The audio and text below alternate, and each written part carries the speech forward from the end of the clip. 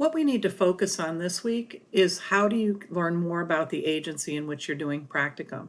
To provide the best service possible to the agency and its clients, you need to learn as much as possible about their focus, their mission, how it operates on a day-to-day basis. Best place to get started with that is to check out the agency's website. Anymore, almost every agency has a very formal type website, not just something that's basic, because as we know, most people are going to look on the internet first to get that information. Obviously, there's exceptions, but the agency website is exactly where you want to start. The agency probably publishes pamphlets, brochures, videos that might be available to the public, so check out all of that you can find. It's important to talk to the people that are in the agency who've been there for a while. Of course, the best place you can start is with the director and the department heads, but sometimes you learn more about the people who've been doing the day-to-day work with clients and also working together with other departments or agencies. There's a lot of interaction going on that it's important to understand. And then also look at the climate in the agency. Do people seem comfortable? Do they seem happy? Do they seem like they don't really like to work there? Do they like working with people, or would they rather be in their office by themselves? So really do some observing of the different people in the agency. What role are you going to fill? They may have already told you this, especially if you're already working for the agency, but they may or may not have specific things in mind for you. So it's important to find out what their expectations are of you. They may want to learn a little bit more about you first to make sure that they understand what your goals are and where your strengths are.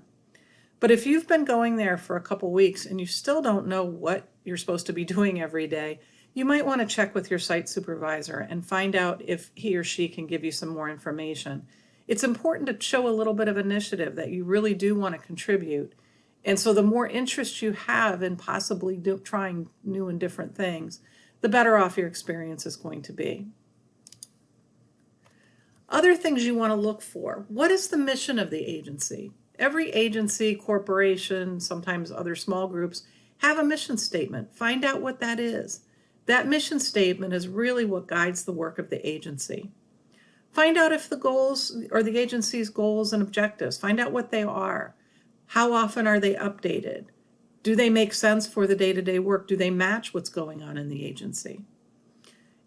The mission statement and the goals should also give you an idea of the philosophy behind the agency and also what their values are.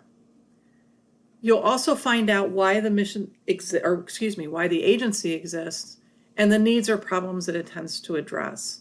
So for example, what's the focus? Are they interested in children in need, perhaps older adults, people with developmental disabilities? So find out what problems they intend to help.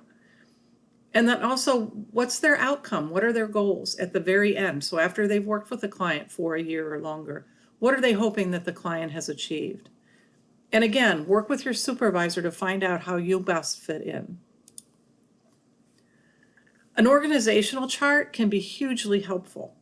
It gives you an idea of how the agency is structured and also who's overseeing different areas and how different areas relate to each other. Do you find out that the organizational chart makes sense in terms of what you're observing on a day-to-day basis? Has the organizational chart been updated? Sometimes you'll find out that there's people on an organizational chart that haven't worked there for a long time, or they may be very good at keeping up with it on a day or really a month-by-month basis to make sure it stays current. And then also, again, look at what you're observing when you're in the agency. Does the organizational chart match? Or does it really not make sense in terms of what goes on in the agency from day to day? Every agency has to have some sort of a budget. And it's important to know where that budget is coming from. Is it a public agency that the government gives funds to? Are they a private agency that maybe are allied with a certain organization, maybe a social organization or a church-based organization? It's important to know where that funding comes from. And then if the agency is faith-based, you want to make sure you know what faith they're following.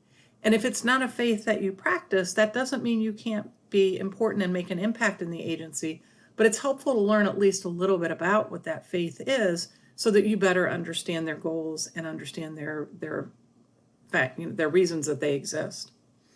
Also, are they held accountable? Who's checking up on the agency to make sure that they're spending the money the way they say that they're supposed to spend the money? And if somebody's keeping them accountable, who is it? Is it the government? Is it a church?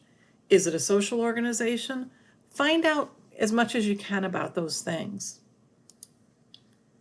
And then, of course, you want to know what client groups they're intending to serve.